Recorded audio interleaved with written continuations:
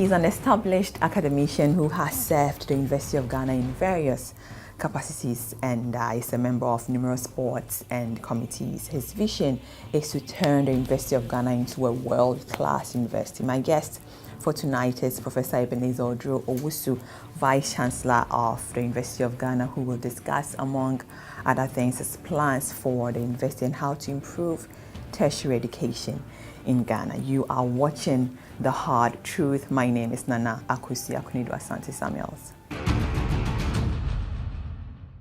Vice Chancellor, University of Ghana, Professor Ebenezer Oduro Owusu is in our studio. Welcome. Thank you very much. How are you? I'm great. And you? I'm well. Good. 10 months. How is it feeling? 10 months Vice Chancellor, University of Ghana. How is it? Very interesting, exciting. Really? Yes. What people say, Oduro, he went to lobby. I mean, how factual, how true is this? You do lobby. You say, Charlie, you guys, let's make me the Vice Chancellor. Lobbied who? Was there like some lobbying around the council? Who and where? I have no idea. You tell me. Yeah, I mean, there's no lobbying in this case. The University of Ghana is such a unique institution that you need to be up to the task. So basically, you need to have a very good vision. You need to articulate your vision very well. You need to know the processes and procedures of the university. You should be able to link up externally with partners. So they look at all that. In any case, the council has very limited role to play in all this. All they need to do, or they needed to do in my case, was to set up a panel. So the panel was chaired by Justice Doty, who isn't a member of council.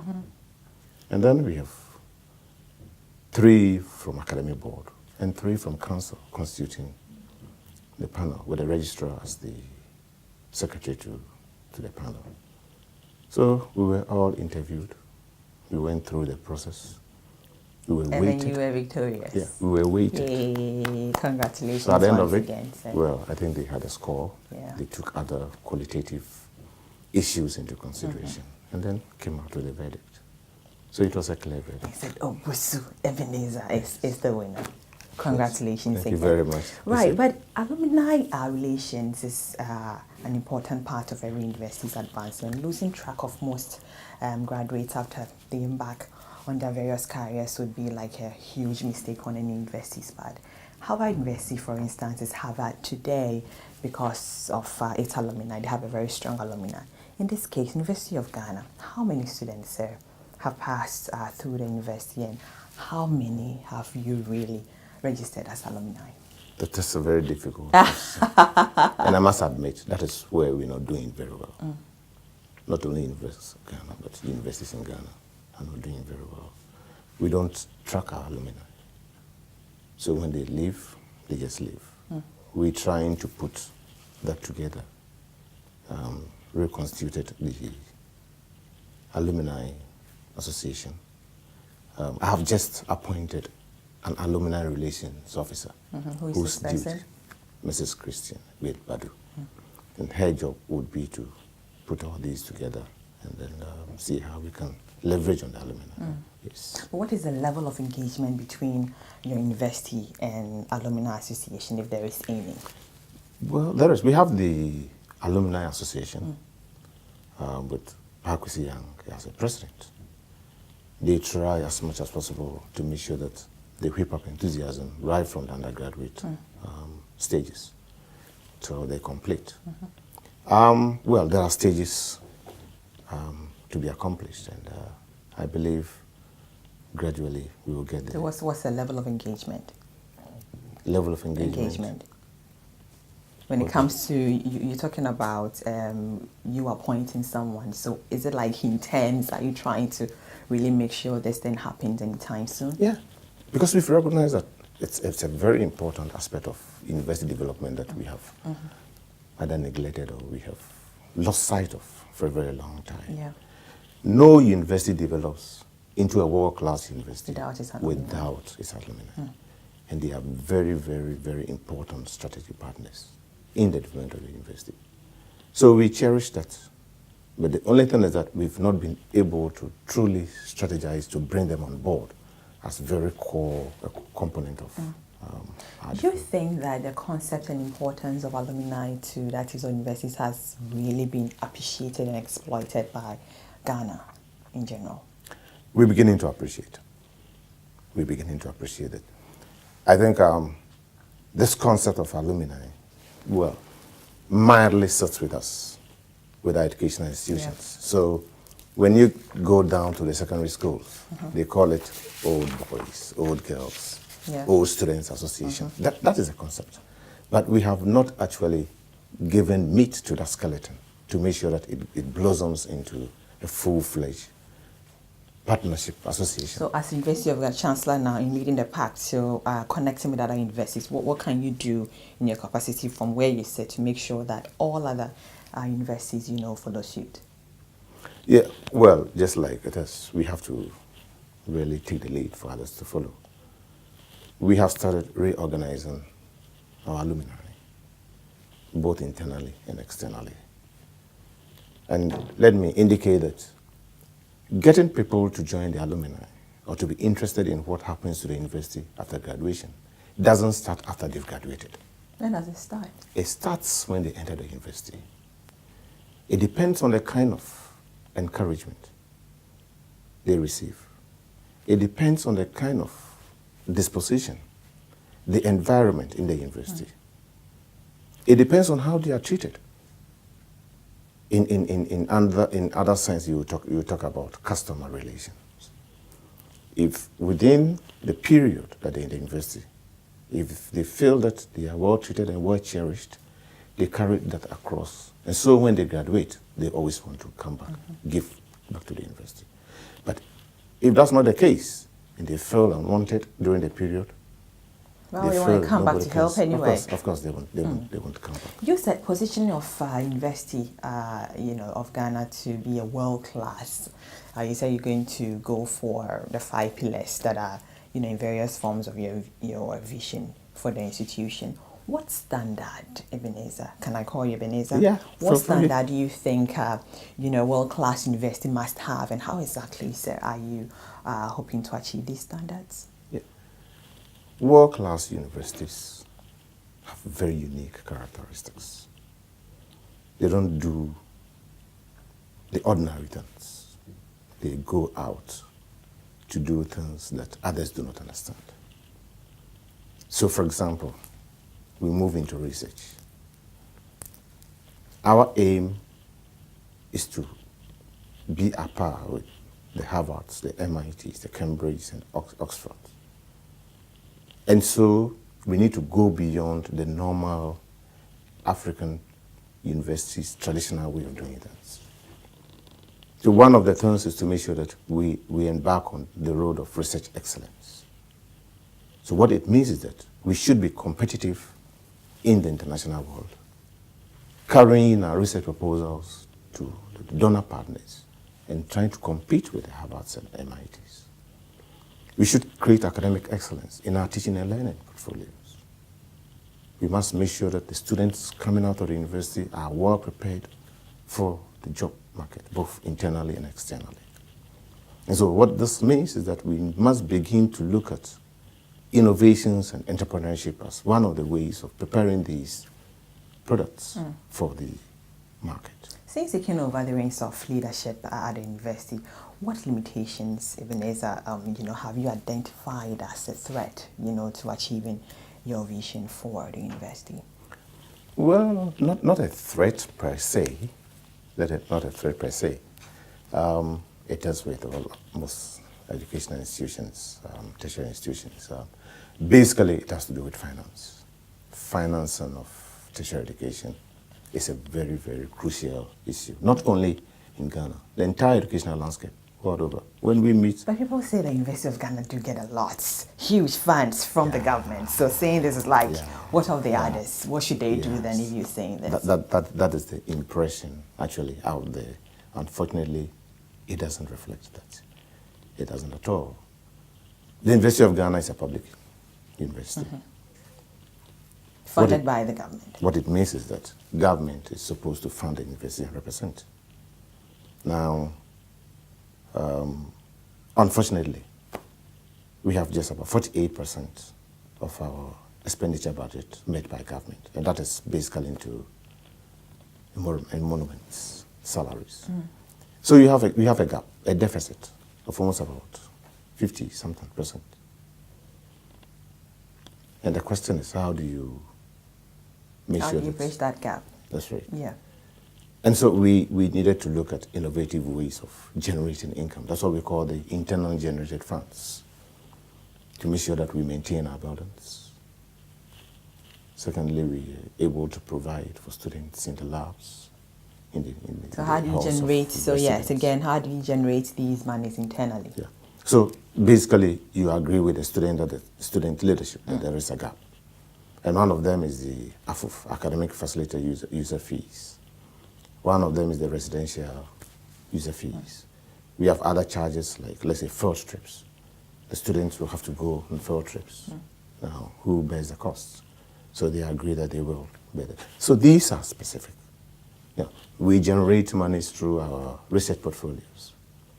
For example, writing proposals. I'm sure you are aware that somewhere last year we had $16 million from World Bank, and 2 of the World Bank Centers of Excellence are based at the University of Ghana, one for crop research and one for malaria and infectious disease research. So these are the ways of generating money. So when you look at our books, they look good. But don't you have donors coming in to say, we help the University of Ghana with these sums of money? Doesn't that happen frequently? It happens once in a while. Because it's a public institution, everything has to go through government. And it also depends on the kind of relationship that we have with these donors. Of course, no donor will come and give you money saying that I'm going to do this for you. The current trend is to get into what we call the PPP arrangement with these donors or financiers to make sure that we get the place developed and developed well for posterity. Once in a while, you find, for example, just recently, the Japanese government gave about $20 million to establish the advanced research lab at Noguchi, which is ongoing. You find Toyota, we just signed an agreement. They would want to establish the engineering training school, Toyota Engineering Training School for University of Ghana, at their own cost, as part of their corporate social responsibilities. Yes. Once in a while, you find the donors chipping in. But it's a lot of money. It's not that now, you've also said that the university will see a spiritual transformation under your leadership. What exactly, Ebenezer, of a kind or a sort of spiritual transformation were you referring to? Yeah. I thought you were going to ask for clarity on that. That was a misquote. Okay. So let's drop that. Of course, I talked about. It was. I'm very grateful for the opportunity, and this is the first time I'm being asked to explain that. That was my very first time when it was announced at church. I was asked to pass a few comments. The first comment was that we have to transform our nation by transforming ourselves spiritually, because that comes along with it a lot of discipline. And so somebody decided to put the two together and say that it's a spiritual transformation. Yes, I called for transformation. And so one of them... Which kind of transformation are you looking in all forms. We have to change our attitude. We have to change the way we do things as a nation. Of course, I recognize the fact that if you transform yourself spiritually, you'll be able to at least adhere to some of the good tenets of life. And so I base my advice on Proverbs 22:1, which basically says that good name is better than riches. We'll be right back.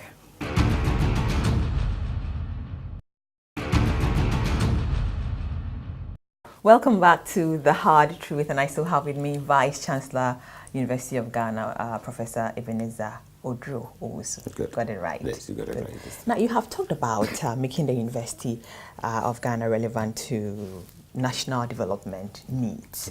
And one way of doing this is to train employable graduates for the job market. However, the current tertiary level places too much emphasis on theoretical aspects of educational pursuit and have little for, others. Do you have plans, of instituting reforms to redesign curriculum to suit job market? Yeah, that has been our challenge as an institution all this while. And in the recent past, we recognize that challenge, and I think we've taken it up. We've revised our curriculum. We've set up a system in place where these days the revision of the curriculum doesn't rest only with the academicians. We invite people from industry to input into the curriculum. That's one. We've gone beyond that to establish what we call the Institute of Applied Science and Technology. And the essence of that is to bridge the gap between academia and the industry. So we're hoping to pick up problems of industry, solve them, and also exchange research findings. But Ebenezer, really, most schools or universities do allow their students to take part in internship programs. Yes. But I don't know whether in your university it's really... yeah, it was the third point I was going to make. Okay, Internship. if it's like you have to do it, if it's mandatory to do it. Internship. Yeah, we've introduced that. And especially now the PhD level is compulsory. It's what we call experiential learning. Yeah, so you do 1 year of comprehensive, then you do 1 year of experiential learning. Is it just to say, go for an internship program? So you're reading banking or finance, and then because the school requires you to take a certain level of internship programs, you go anywhere but your field. I mean, how are we connecting the courses or what students are studying to the specific fields? Yeah, the courses have the internship components. So is the school making arrangements? Yes. Talking to institutions? Yeah, they do. And it's part of our partnership arrangements with institutions to make sure that we benefit from their experience. So when you come for partnership or when we link up with you for partnership, we're not looking just at the monies that we want to get from you or the efforts at putting up infrastructure. We're looking at the linkages that will afford. So yes, again, how do the academic and the work industry liaise to ensure the transfer of knowledge, skills, and attitudes gained in the classrooms on the working situations? Currently, let's say we have that institute established. So they come, most of them come and they have interactions with the students. That is one. We create a platform for interactions with the students. Now, they give us the hints. We pick the signals on what actually it is that they want. Mind you, our job is not only to churn out products to fit particular industries. We have a very huge, responsibility, and that is to train critical minds as well. So we train the critical mind, we have a bit of skills, then they go out. And we expect industry also to pick them up and polish them to suit. So they don't expect us to churn out 100 or 120% students for them. No, they may not get that. And that is the problem, and they need to understand that. Yes, we train the critical minds. We add a bit of skills to them. It's up to them. If they join in a banking institution, it's up to them to give them that internal training to make sure that they become whole and suitable for that industry. But you don't say business school, go to this institution, that school, go here. You don't do that. Well, they look out for the opportunities for their students. Who look out? The schools. The schools. This is the responsibility of the schools and the departments. Yes, the departments form the building blocks. In chemistry, you say the building blocks. And it's the departments that run the show. So they identify with various institutions. I mean, in the face of unemployment, many youths try to, the entrepreneurship part. However, the failure rates, regarding that is quite high. In your view, it is an issue of economic conditions, not being favorable, or it's unpreparedness on the part of the youth to take entrepreneurship programs? Well, it's not that the youth is unprepared to take up the programs. I think we need to create avenues for them. You see, the educational system in Ghana, in this country, was not built on making entrepreneurs and innovators out of students. We went through that normal system of chewing, Paul, and pass. And the others would add, forget. In the very early years of our education, very early years of our independence, our academic or educational curriculum was quite different.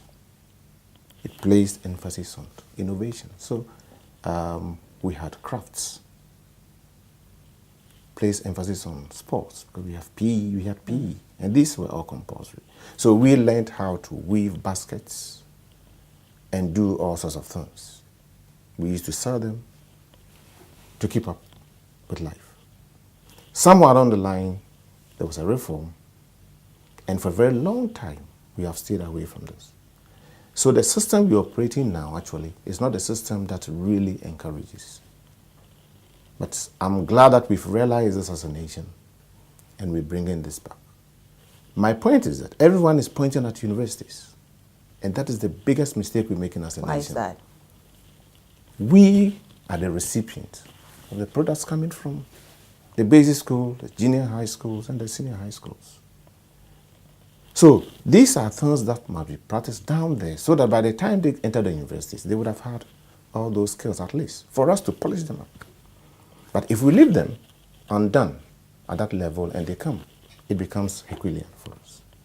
So it must run through, and it must start from the primary school, through the JSS, through the senior high school. By the time they land the university, yes, they would have had that bit of. And it's very important for this nation to develop. Because if you get 10 minds, critically trained minds, that are innovative, that have entrepreneurship skills, these 10 people can move this nation. And so if you look at a country like Japan, it didn't take the entire nation, population of 120 million, to move the country from where it was after the Second World War in 1945 to where it is now. You start from somewhere. It took just a couple of people. You're talking about the Hondas and the Toyotas. Just a couple of them to build up their industry. And they started with agriculture. So they had the agricultural revolution. Indeed, Japan at that time was much, much, much poorer than Ghana currently. They had nothing to eat. So we need entrepreneurs in Ghana. We do. And then you have described the grading system of University of Ghana as a, hurting, the one that is hurting, especially disadvantaged ones in the sciences. And in your term, or when you were there, you had a second class, upper. And shouldn't this discussion focus on, grading system that ensures quality of education rather than, having a grading system that allows a number of people to really get first class? Yeah, I mean, that was the essence of the change of the grading system, because we realized that so many people were getting first class. But you see, in coming out with a new grading system, we had to do a very delicate balance. So, when this new grading system was being turned out, I was then the Vice Dean of the Faculty of Science, I remember. We worked out, we did some mock graduations and realized that this would truly hurt the system. Because for us, it didn't really reward people for what actually they stood for in terms of the academics. So then you find people moving down. And truly, when this was initiated, we started struggling to have students even get an upper. So what I have done, truly, is to set up a committee And that committee is chaired by Professor Dimensa to look at the grading system. Now, the point here, let me indicate to you. We have so many affiliate institutions. Now, we raise our bar. So, an excellent student coming from senior high school enters University of Ghana, probably with all that we place at the disposal of that student, just walks out with a second lower. His or her counterpart, who wasn't at his or her level, moves to an affiliate institution because of the internal systems or mechanism, comes out with a first class. These two go down, they go out to the market and they compete equally. Compete for scholarships, they compete for jobs, they compete for return. The worst thing is that we give those affiliate institutions, University of Ghana, certificates. So you have the two of them, having University of Ghana certificates, but the most qualified one has a grade lower than the other one. And this is hurting. So is that the quality again? So why not focus on quality instead of grading? Does it matter? It must go hand in hand. No, it must go hand. Look, a second lower or a third class everywhere is a third class. No one would say that, oh, you had a third class from University of Ghana. University of Ghana is known for quality, so let us pass. You know, they set the scholarships, and the break is that it must be at least a second upper. So if you had a second upper from a University A that sits under a tree, and you coming from Legon and you have a second lower, in the first place, you will not be shortlisted. So it must go hand in hand. We must look at quality, and we must look at a fair grading system that will reflect. So what is it now? The committee is going to do what? Yeah, exactly. Look at the grading system and see how there will be fairness. I mean, people coming out. But you mentioned the sciences. So what? Are we going to have different grading system for the business school and the sciences? It's up to the committee. We're waiting for the recommendations.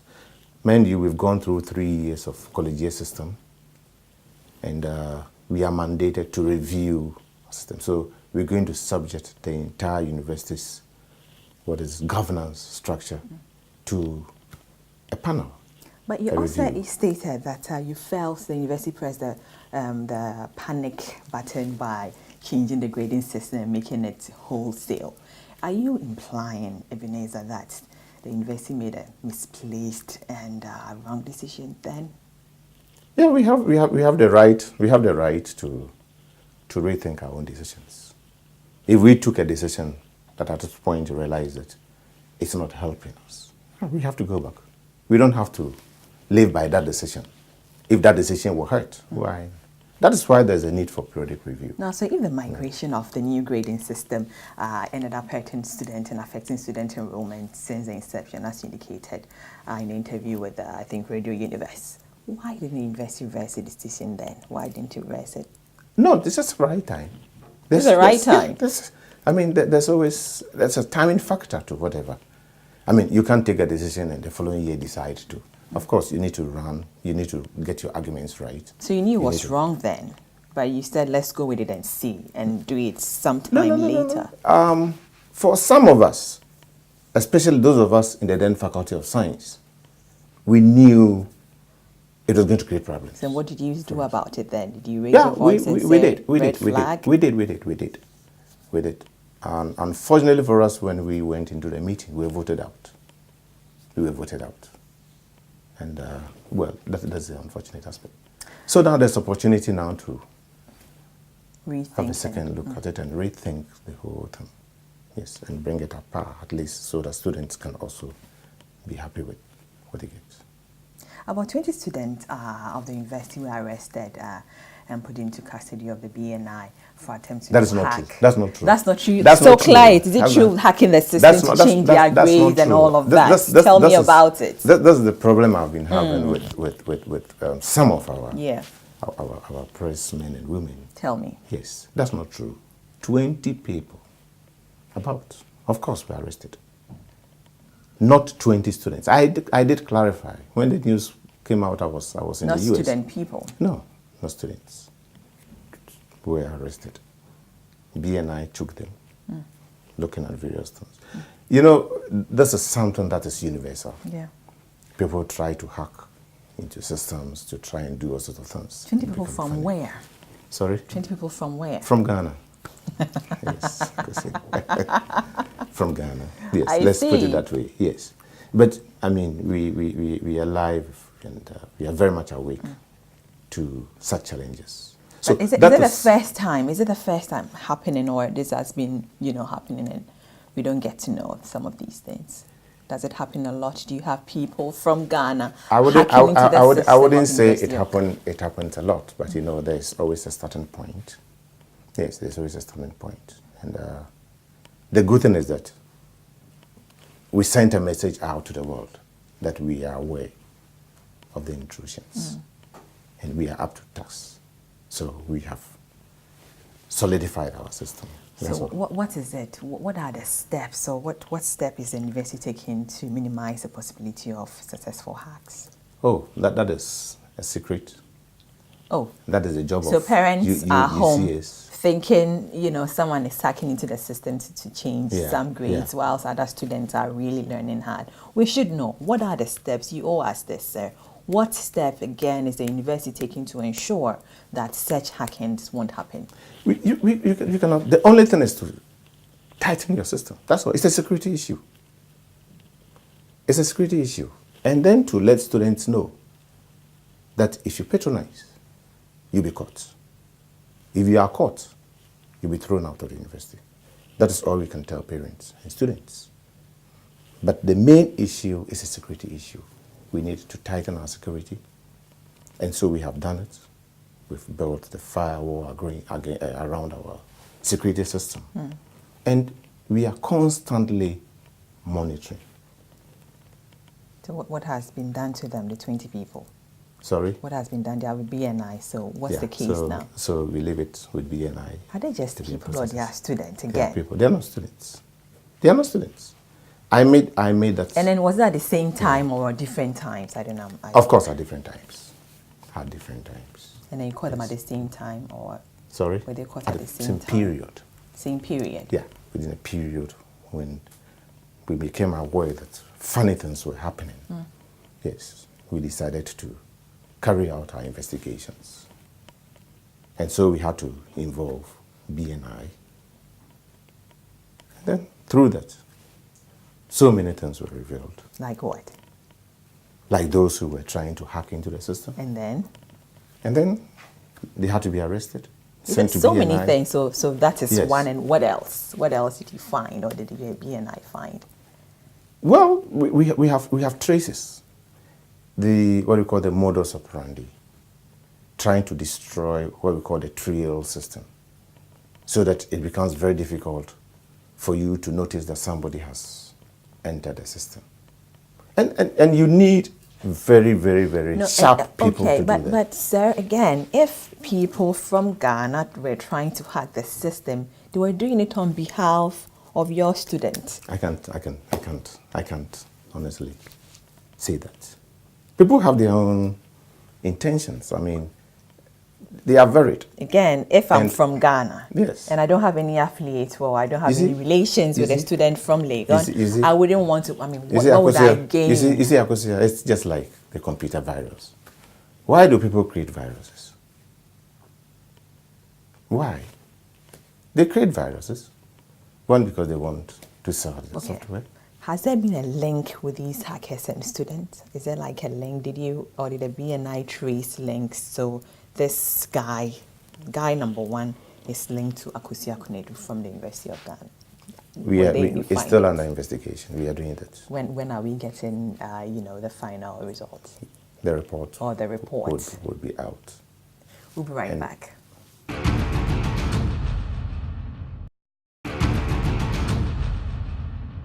Welcome back to The Hard Truth. Vice Chancellor, University of Ghana, Ebenezer Oduro Owusu is in our studio. I like Owusu Oduro. Yeah. It sounds, But Owusu is the surname. Oh, yes. And Oduro is your middle name. Your middle name. That's right. Okay. Yeah. MP for Boko Central, Mahama Yariga, argues that the imposition of fees on student by universities without approval of Parliament is contrary to the law. Has the University of Ghana been consulting Parliament, when it comes to impositions of fees every academic year, sir? We don't impose fees. That's a fallacy. We come out with fees. And the fee structure is for all universities. In this case, I'm not talking only for University of Ghana. It is such that there are consultations with all stakeholders, and especially those affected, the student bodies, before we agree to come out with fees. The students themselves at times come out with their own fees or increase their fees, and they write to us that we have met. We've decided as a body we want to increase our LSRC dues from, let's say, 5 cedis to 8 cedis and all others. So nobody imposes fees on students. That must be made clear. Yes. The fees of the university go through various processes. And one of the most important processes is the General Purpose and Finance Committee, which is a subcommittee of council. So from there, after the approval, it goes to council. Council then approves of fees on behalf. Mind you, the chair of council is appointed by the president,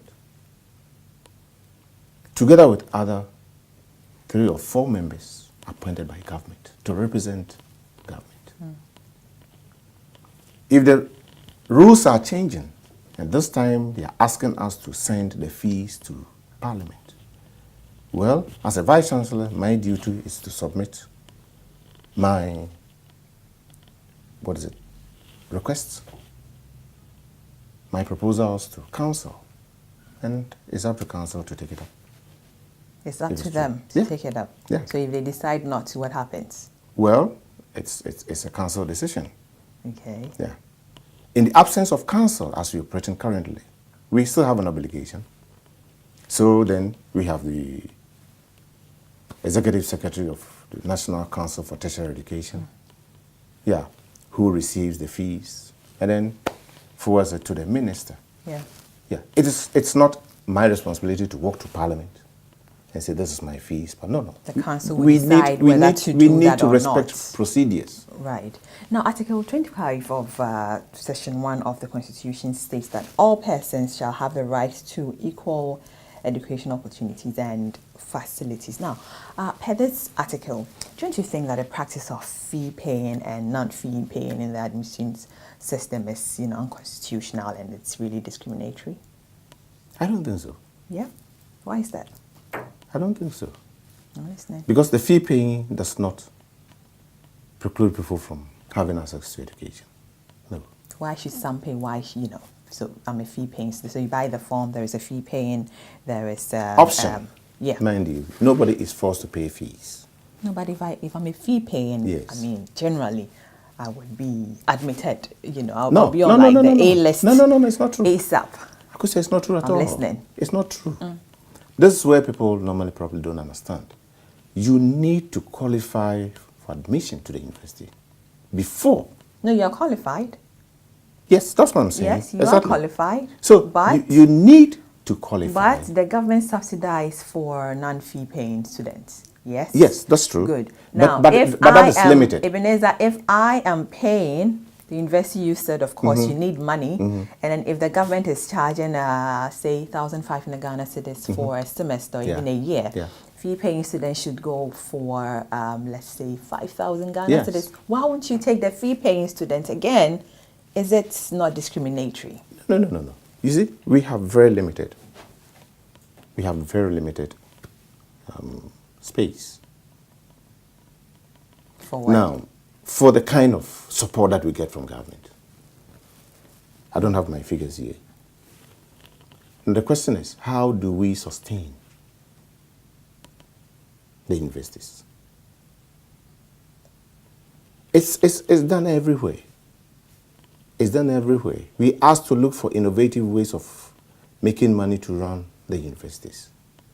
If government would come today and say that, well, we're giving you 100% of your expenditure budget. Who would go in for fee paying? Nobody.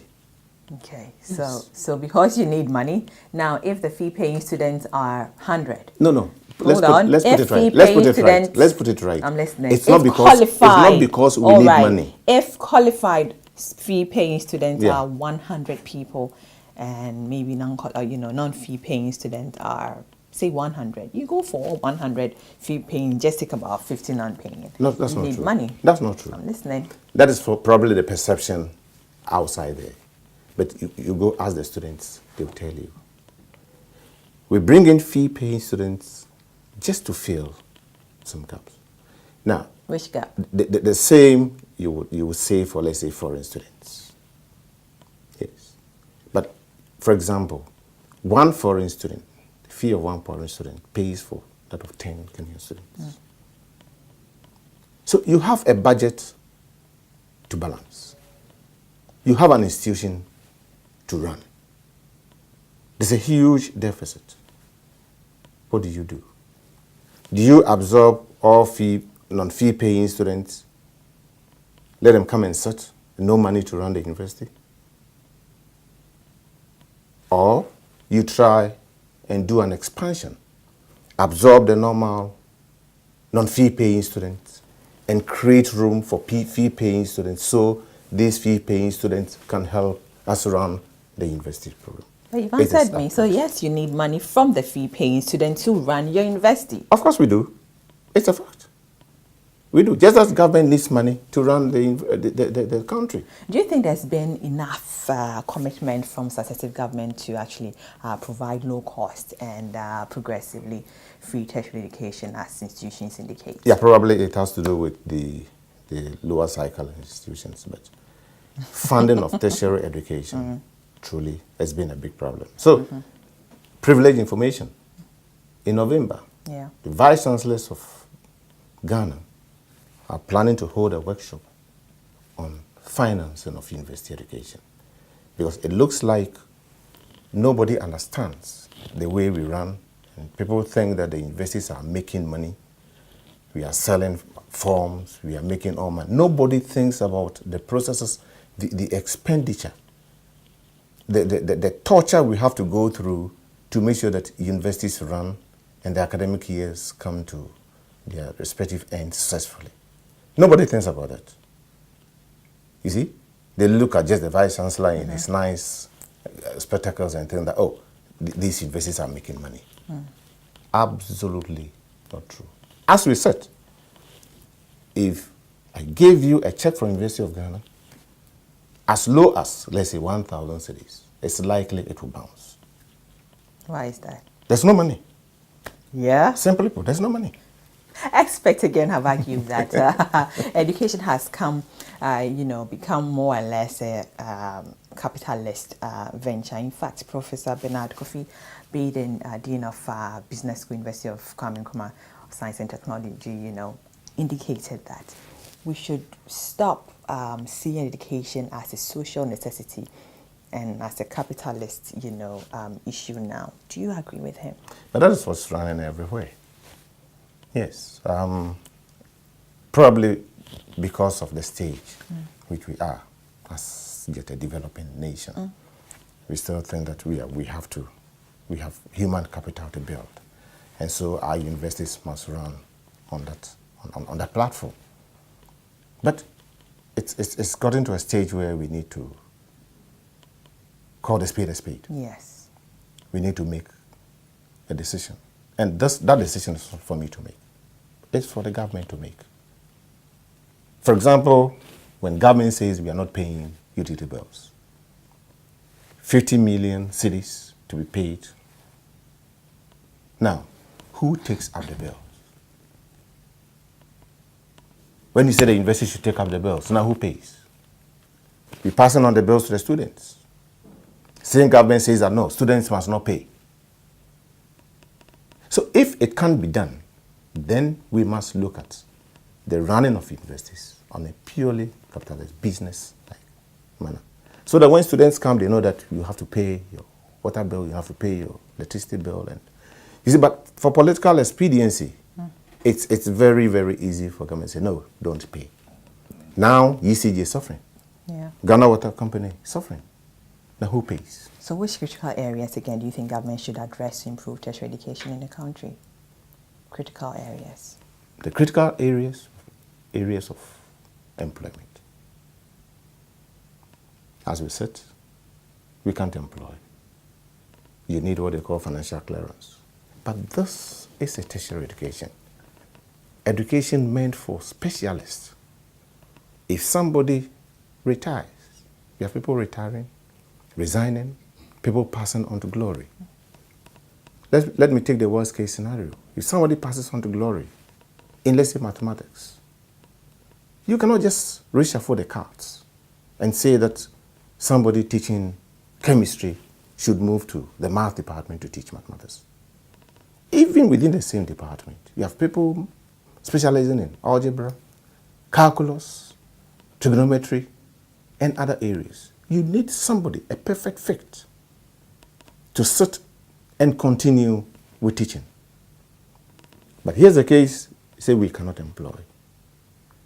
So you have very few lecturers, so many students. Meanwhile, we are expected to admit a certain number of students every year. Immediately you decide that you're not going to admit, it becomes a political issue. How do we cope with these discrepancies? High student-lecturer ratio, that obviously affect quality because there's less contact hours. So you find a lecturer who has taught for how many years without even knowing the student. But that is not the case. We should have high contact hours. Lecturers should know their students. And that is how we mentor the students to come out. So that is a critical area. Has there been a proposal to the government to amend these? Always. VCG is always on this. Area of finance. If you don't have money, forget it. You can't run a quality institution without money. We have a Minister of Education and also have a Minister of State in charge of tertiary education. Do you think this is separation is necessary? Well, these are political decisions. I don't want to get in there. But my personal observation is that if the roles are defined clearly, it should be fine. Because you have somebody in charge of tertiary education who deals with tertiary education. That what it means is that there's an emphasis on tertiary education here. The government places emphasis on tertiary education. So the Minister of Education, who is a member of cabinet, is free to look at policies and all others. It depends on how the rules. How will it affect the universities? How will it affect the tertiary institutions? Yeah. So for us, the minister is a member of parliament, a member of cabinet, an extremely busy person. An extremely busy person. So it's not that easy catching him whenever you need him. But the minister in charge of tertiary education is not a member of parliament. He's not a member of cabinet. So what it means is that I can call him at any time, and he has time to meet with us and discuss issues. So in that direction, it's perfect.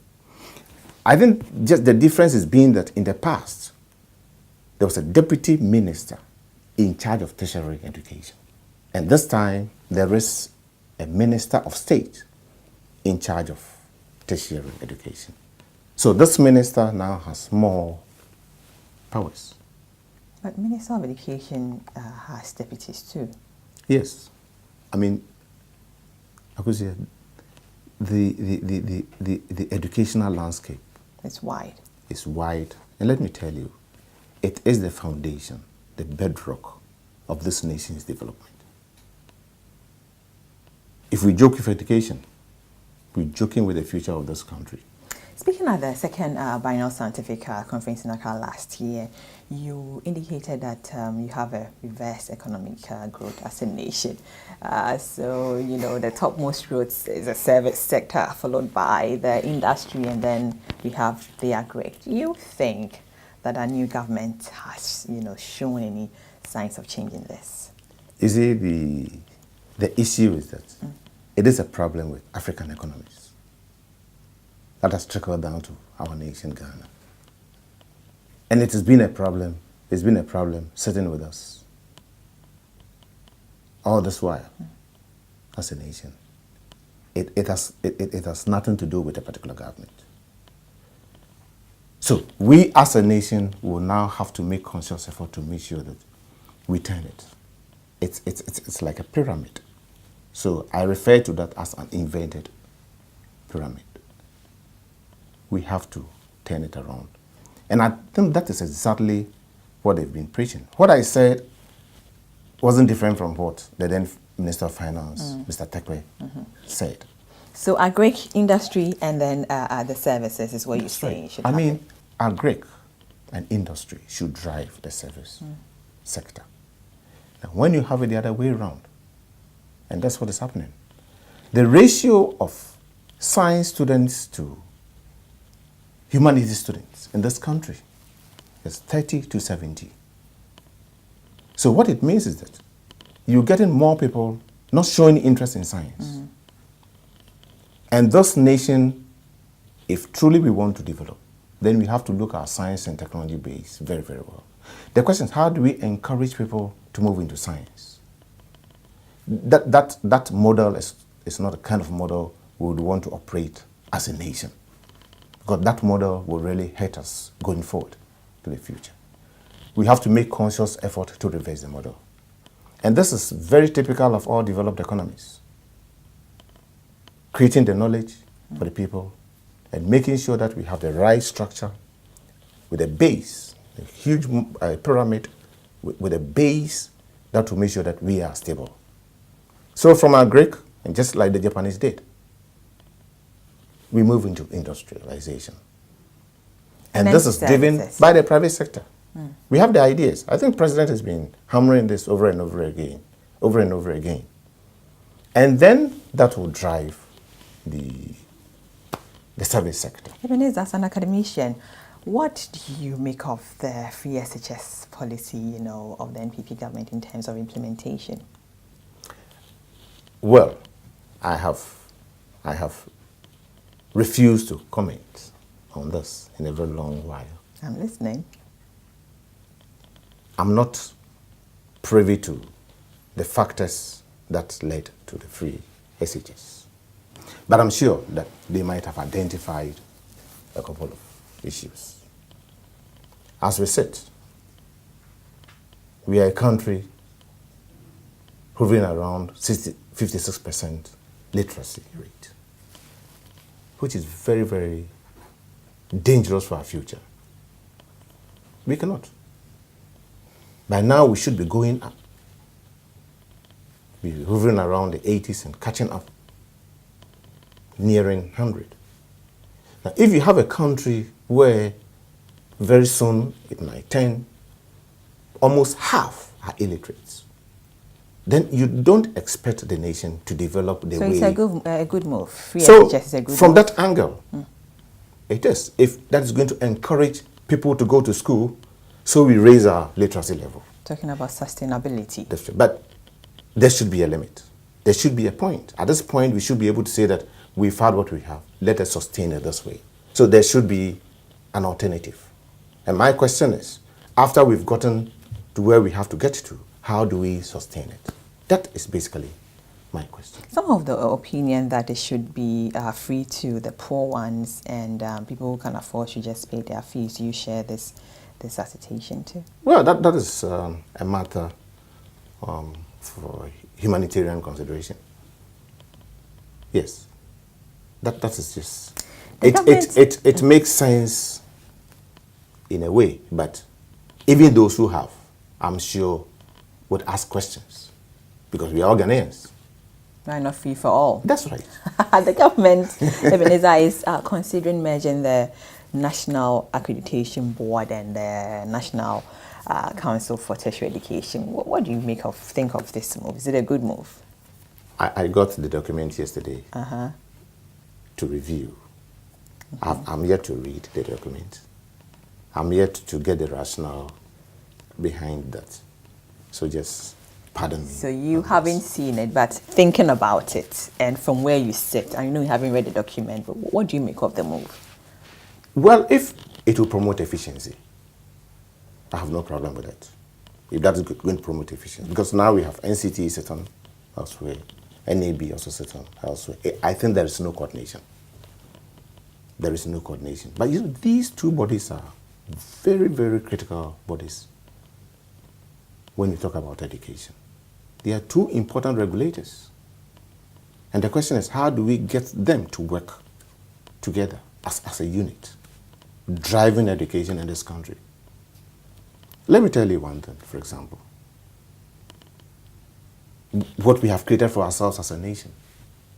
We've allowed all sorts of universities to grow. How many of those people who came to this country to invest in education invested in science? Apart from the Holy Family Medical School, the only private medical school, they all come and they move into the humanities. Either it is accounting, it is marketing, that's all.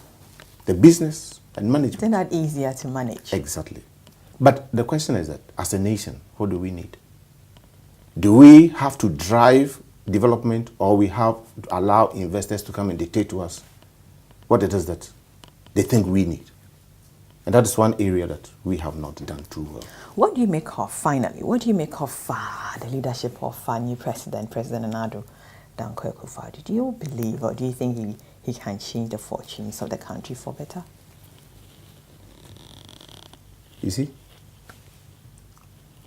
this country can change. It can change if we are prepared as citizens of this country to effect the change. This is the cardinal problem with so this when we country. change our attitude, the fortunes of the country will change. And so he started telling us, you cannot stay in government and make money. Where are you going to make the money from? What he's saying is that we should stay out of corruption. Because this is the bane of our nation. And if we do, we will be able to free lots of money to develop our nation. As to whether he will succeed or not, I'm not too sure. But my prayer is that all of us sing to that tune and make conscious effort to help him succeed. Prof, thank you very much for talking to the Heart. Vice Chancellor, University of Ghana, Professor Ebenezer Oduro Owusu has been our guest. Thank you very much, sir, for coming. You've been watching The Hard Truth. My name is Nana Akusi Akunida Santi Samuels. Have a good evening. Bye.